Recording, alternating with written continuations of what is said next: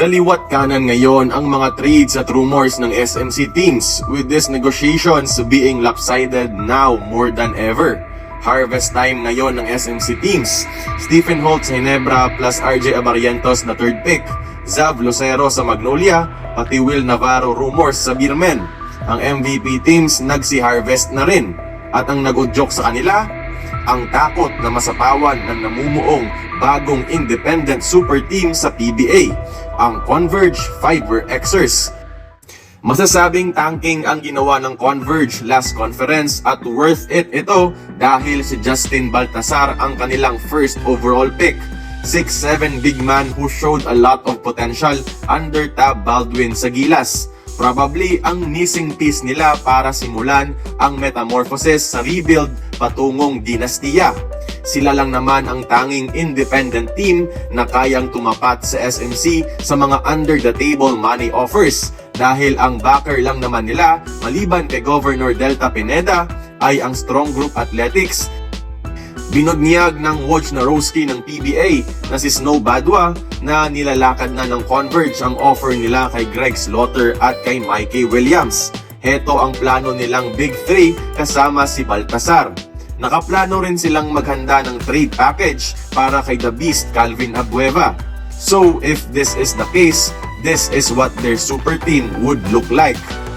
Twin Tower combination kagad si Greg Zila at Justin Baltasar along with their rising star na si Justin Arana. Tandaan natin na naging effective small forward noon si Balti kay Tab Baldwin sa Gilas. So frontcourt pa lang, bigatin na. Sa backcourt, lagay na natin ang NBA caliber ni Mikey Williams. Take away his issues, talent-wise, top tier pa rin si Mikey. Kasama niya ang isa pang rising star na si Alex Stockton, ang arguably best player ng Converge last conference at isa sa mga best defenders sa liga.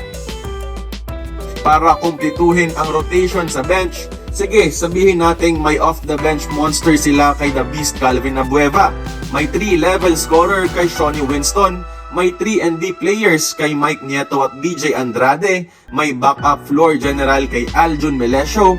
May reliable bigs kay Kit Zaldivar at Jeyo Ambuhot. Nakaka-excite kung anong gagawin ng high-profile coach na si Aldin Ayo. Kasama niya pa sa coaching staff, mga former PBA MVPs. Team consultant pa nila, si Coach Raiko Turuman. Kaya di na ako nagulat kung bakit parang nag-gramming na ngayon sa pagpapalakas ang SMC teams. Tandaan natin, di sila kikilos kung di nakakaramdam ng pangamba. Ito na ba ang simula ng pagbabago na matagal na nating inaasam sa PBA? Oo, parang apoy laban sa apoy.